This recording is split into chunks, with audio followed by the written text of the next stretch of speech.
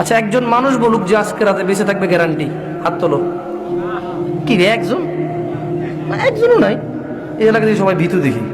আরে সাহসী কেউ তো থাকবে যে বলবে যে হ্যাঁ আমি গ্যারান্টি দিলাম আমি বাঁচবো, এরকম কেউ নাই।